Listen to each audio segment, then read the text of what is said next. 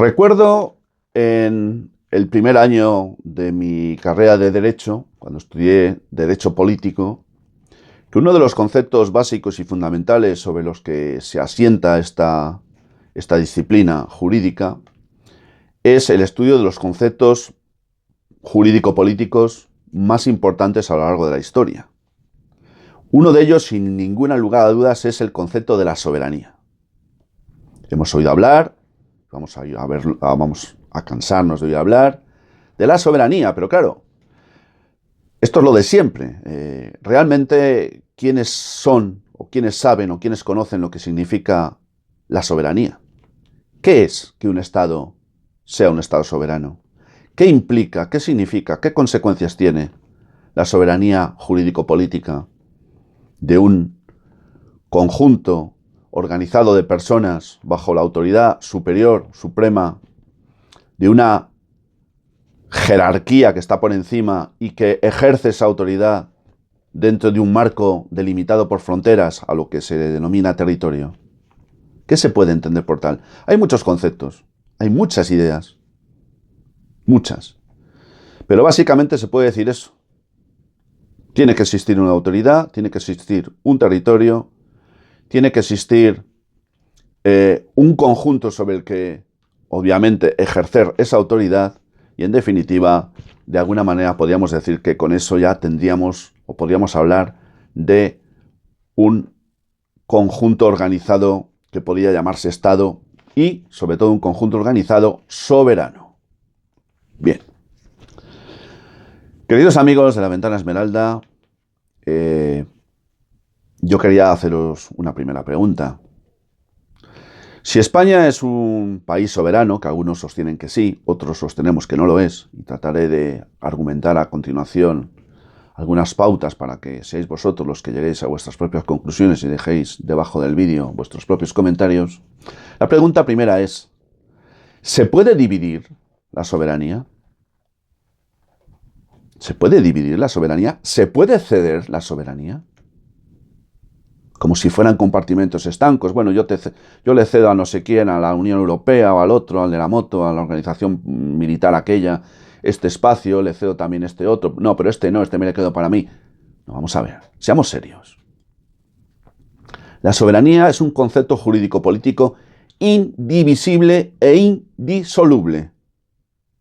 O se es soberano o no se es. Yo ya sé que en la doctrina hay expertos, estudiosos, analistas, que están de acuerdo conmigo y hay otros muchos que no lo están, sosteniendo estos últimos que vivimos en un tiempo en el cual la soberanía absoluta o la soberanía en un sentido en el sentido al que me acabo de referir no es posible porque vivimos en un marco de interrelaciones múltiples de todos los tipos que hacen inviable que un Estado por sí solo pueda ejercer o ser soberano en los términos a los que me acabo de referir, sino que para que pueda desempeñar todo su cometido funcional, tiene que necesariamente ceder aspectos de su soberanía. Esto es una teoría, es una tesis que sostienen algunos y otros no sostenemos. Dicho esto, yo querría preguntaros a vosotros.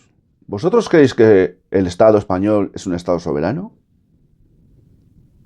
¿O más bien sería algo así como un protectorado de la Unión Europea? ¿O incluso una provincia?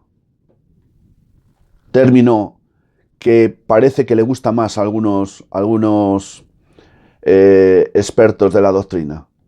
¿Qué pensáis vosotros que es? ¿Vosotros creéis que en el momento actual se puede concluir que España es un Estado soberano?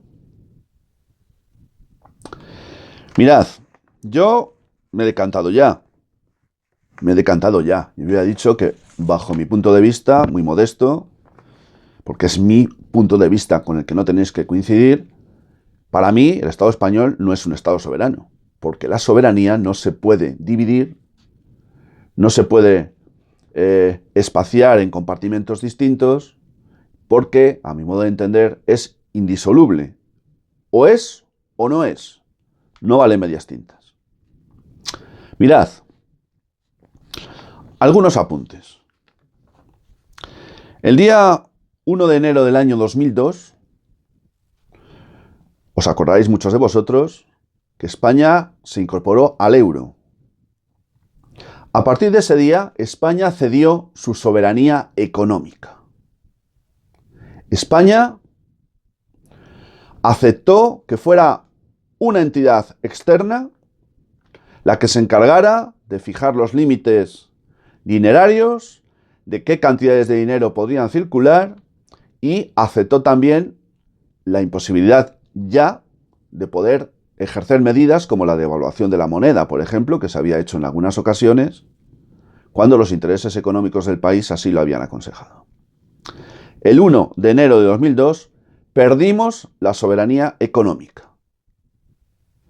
Cuando se pierde la soberanía económica, se pierde todo, porque la economía, o mejor dicho, sin la economía, no se puede hacer nada. Si uno pierde el poder ejercer las medidas que estime necesarias dentro del ámbito territorial sobre el que ejerce su supuesta soberanía, si no puede hacerlo, porque económicamente no tiene los medios para poder decidir hacerlo, a ese Estado se le podrá llamar cualquier cosa, pero no se podrá concluir que es un Estado soberano. Y si no hay soberanía, tampoco puede haber Estado. Puede haber nación, pero Estado no. Se cedió también, a raíz de la crisis inmobiliaria del año 2008 y siguientes, 2012, se cedió la soberanía financiera. Se aceptó que fueran distintas instituciones las encargadas de, a través de ciertos mecanismos de control y supervisión, los encargados de ver cómo se desarrollaban o cómo hacían sus cosas, sus deberes, pues las instituciones, las entidades, que dentro del marco territorial español, pues ejercen todo lo que es el tema financiero, ¿no? Bancos, cajas de ahorro, cooperativas de crédito, instituciones como la Comisión Nacional del Mercado de Valores, Banco de España, bueno, otras muchas, ¿no? Se cedió la soberanía financiera. Se ha cedido el control de las aduanas. Si es que las aduanas... ¿Y qué es eso? Si es que, bueno, los más jóvenes no sabrán ni lo que es. Pues bueno, es lo que antes delimitaba los confines del territorio nacional, ¿no? Ahora las aduanas prácticamente no existen, más que formalmente. Y bueno, pues también se ha perdido ese control, ¿no? Bien. Pero es que hemos perdido también una gran parte de soberanía, a mi juicio toda, en el tema de la justicia. Vamos a ver, desde el momento mismo en el que se acepta que haya un tribunal, en este caso el Tribunal de Justicia de la Unión Europea, el TJUE, el que decida si una sentencia es acorde o no es acorde al ordenamiento jurídico interno, y curiosamente, en este momento, en España hay mucha más gente que tiene más confianza y cree más en el TJUE que en los propios jueces y tribunales españoles. Decidme vosotros a mí. Una sentencia podrá ser mejor o peor. Suelen ser una basura casi todas, o muchas de ellas. Pero bueno, tenemos nuestros jueces. ¿Por qué tiene que venir uno de fuera a decirnos si esa sentencia se adecua o no se adecua? ¿Qué es esto? También se ha cedido soberanía en el terreno que tiene que ver con la justicia. También en Europa, anualmente, con todos los países de la Unión Europea, hacen un informe sobre el Estado de Derecho. Yo, lo sabéis los que me seguís habitualmente, he dicho que en España no hay Estado de Derecho, que hay un Estado de desecho. Pero ese es un problema nuestro. No tiene que venir nadie de fuera a decirnos: oye, es que en tu país no, eso del Estado de Derecho no se cumple. ¿Quiénes son esos de Europa para decirme a mí si aquí se cumple o se adecúan los cánones de los órganos jurisdiccionales y también de las instituciones en sus quehaceres diarios a lo que el artículo 1 de la Constitución dice que es un Estado de Derecho? ¿Quiénes son ellos? También se ha cedido soberanía en este terreno. Y con nuestras costas. ¿Qué ha pasado con nuestras costas? Una gran parte de la flota pesquera española es historia, gracias a las cotas de pescado que podemos recoger o no recoger, y siempre en los lugares, en los territorios, en las zonas que ellos nos digan. Porque los acuerdos que España pueda llegar a suscribir, que los tiene con algunos estados que no son de la Unión Europea, existen, pero bueno, como digo, una gran parte de la flota española es historia. También hemos cedido soberanía en el terreno de nuestras costas. ¿Qué deciros sobre la cesión de soberanía en el terreno ganadero y agrícola? Hemos visto y oído muchas veces cómo ha habido que quemar viñedos, cosechas, cómo nuestros tomates son arrojados pues eso, por la borda a la basura, una vez atravesada la frontera, entre comillas, por ejemplo, de Francia. Pero vamos a ver.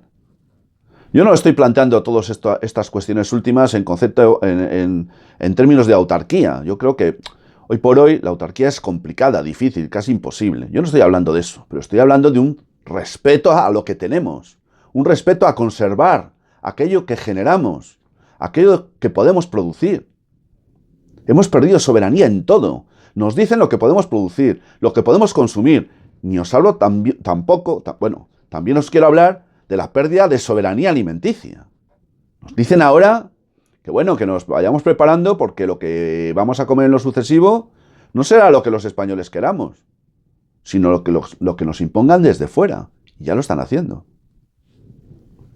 En fin, amigos, claro, no podía terminar sin hacer una referencia, aunque hay muchos más aspectos donde se sigue cediendo soberanía, pero el aspecto militar es crucial, porque claro, un Estado que se dice soberano tiene que tener un ejército propio. ¿Hasta qué punto se puede decir que España, como Estado supuestamente soberano, tiene un ejército propio? Nosotros somos vasallos de la OTAN. Hacemos lo que ellos nos dicen, por la cuenta que nos tienen. El señor presidente del gobierno, que fue el señor Adolfo Suárez, el primero de la era constitucional, tendría mucho que contarnos al respecto. ¿Nuestros ejércitos qué son? ¿Para qué sirven? Más que para hacer lo que se nos diga por parte de la Alianza Atlántica. No hay ninguna autonomía, ninguna capacidad decisoria.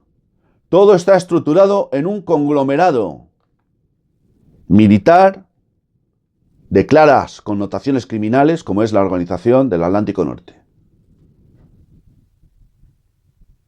Bueno, pues, si después de todo esto y de mucho más, porque insisto, hay muchos más aspectos, pero tampoco quiero alargar mucho más este vídeo, si después de todo esto, vuestra conclusión es que España sigue siendo un Estado soberano, porque, como dicen algunos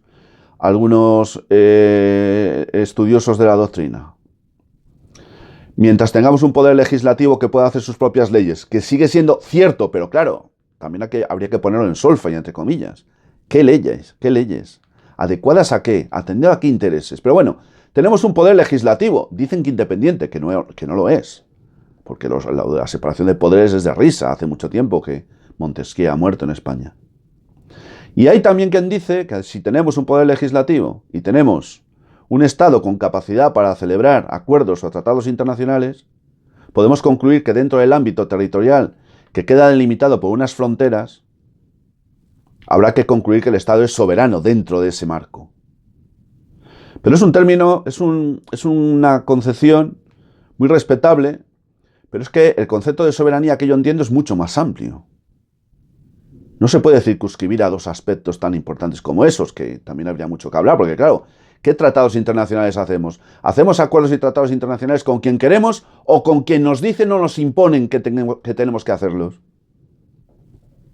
¿Somos realmente soberanos a la hora de decidir los acuerdos internacionales que queremos hacer? ¿Fuimos soberanos a la hora de decidir entrar en la OTAN? Bueno, nos convocaba un referéndum que fue un descojone también, ¿no?